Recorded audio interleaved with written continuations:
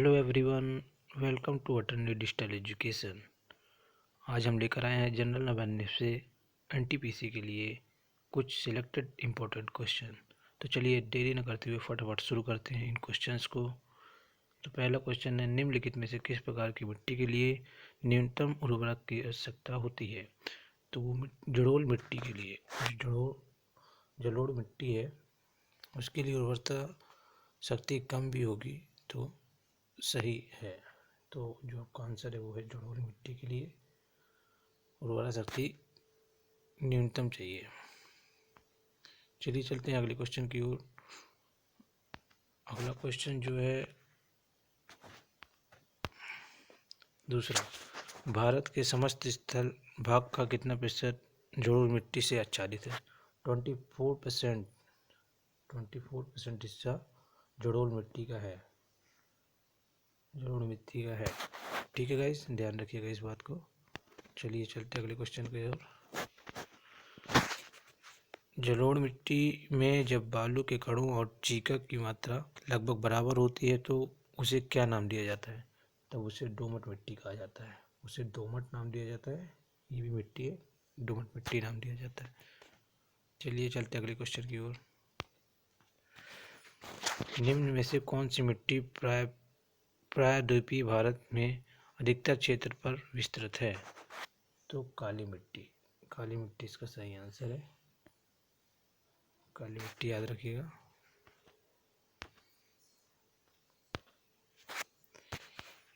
Indira point को अन्य किस नाम से जाना जाता है? इंदिरा पॉइंट को कई नाम से जाना जाता है। आंसर में आप देख सकते हैं, परासन पॉइंट, लाहीचिंग, पिग्मेलियन पॉइंट, ये सब नाम है। इन 3 नामों से इसे जाना जाता है। आंसर को एक बार और मैं रिपीट कर देता हूँ, पर्सन पॉइंट, लाहीचिंग, पिग्मेलियन पॉइंट। ठीक है गाइस, चलिए चलते अगले क्वेश्चन की ओर। निम्न में से किस नदी को बिहार का शोक कहा जाता है? बिहार का शोक कोसी नदी को कहा जाता है। कोसी नदी को बिहार का शोक कहा जाता है। अगला क्वेश्चन, वर्ष 2006 के लगभग मध्य में निम्नलिखित हिमालय दर्रों में से कौन सा एक भारत और चीन के बीच व्यापार बढ़ाने के लिए पुनः खोला गया? सन 2006 में नाथुला दर्रा को दोबारा खोला गया है भारत और चीन के बीच व्यापार को बढ़ावा देने के लिए। चलिए अगले क्वेश्चन की चलते हैं। निम्नलिखित में से कौन सी नदी दक्षिण से उत्तर की ओर प्रवाहित होती है? बेतवा नदी। भारत की बेतवा नदी जो है वो दक्षिण से उत्तर की ओर प्रवाहित होती है। बेतवा नदी जो है वो सही आंसर है। चलिए अगले क्वेश्चन पे, निम्नलिखित में से सिंधु नदी का उद्गम स्थान कौन सा है? मानसरोवर झील। सिंधु नदी का उद्गम स्थल है मानसरोवर झील है इसका सही आंसर। चलिए चलते अगले क्वेश्चन की ओर।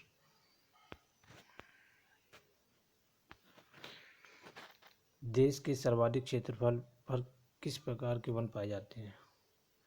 उष्णार्द्र पतझड़ वन। पतझड़ वन जो है उष्णार्द्र पतझड़ वन पाए जाते हैं देश के ज़्यादातर हिस्से में। चलिए चलते अगले क्वेश्चन की ओर। स्टैक स्थलाकृति का निर्माण निम्नलिखित में से किस प्रक्रम द्वारा होता है? सागरीय लहरों। सागरीय लहरें इसका जो है सही आंसर है, सागरीय लहरें। चलिए चलते अगले क्वेश्चन की ओर। शीतल शीतोष्ण प्रदेशों में लकड़ी काटना एक महत्वपूर्ण व्यवसाय है, क्यों? क्योंकि यहाँ पर जो परिवहन का साधन है वो आसान हो जाता है, तो आसान परिवहन इसका एक आंसर है। चलिए अगले क्वेश्चन की ओर चलते हैं। चलवासी पशुचारण किन क्षेत्रों में व्यवहार में है? मौसमी शुष्क क्षेत्र में।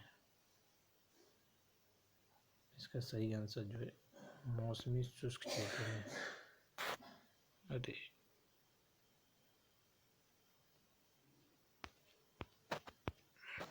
चलिए अगले क्वेश्चन पे। माही नदी घाटी परियोजना का फैलाव निम्नलिखित क्षेत्र में है। राजस्थान और गुजरात। माही नदी घाटी जो है राजस्थान और गुजरात घाटी परियोजना का में इसका फैलाव है। निम्न में से कौन सी अपत्राभिकृत सेल है? संगमरमर। अपत्राभिकृत सेल है संगमरमर।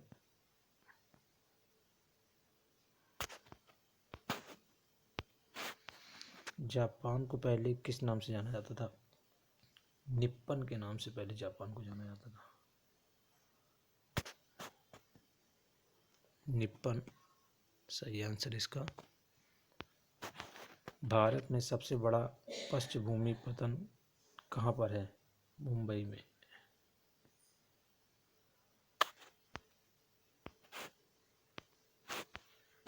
भारत में उष्णकटिबंधीय सदाबहार वन कहाँ पाए जाते हैं? केरल में। केरल इसका सही आंसर है। केरल में भी वन पाए जाते हैं। बाबर ने भारत पर कितनी बार आक्रमण किया था? 5 बार। बाबर ने जो है भारत पे 5 बार आक्रमण किया था। पानीपत का प्रथम युद्ध कब हुआ?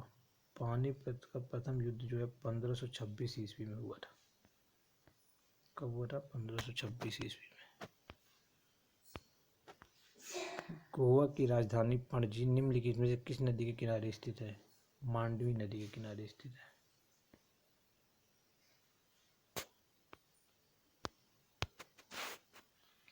निम्नलिखित में से कौन सा मानव की द्वितीय क्रिया है?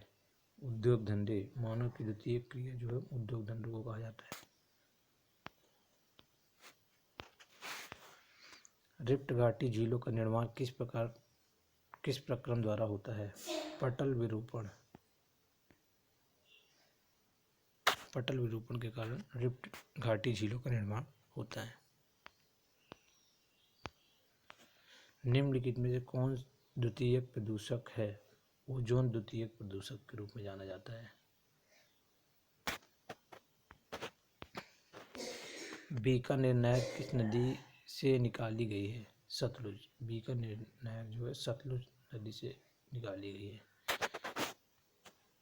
चलिए थैंक यू गैस। आज वीडियो थोड़ी छोटा और जल्दी बनाया हूँ। अगले वीडियो पे हम विस्तार से चर्चा करेंगे। Thank you gas. चैनल को सब्सक्राइब जरूर करिएगा।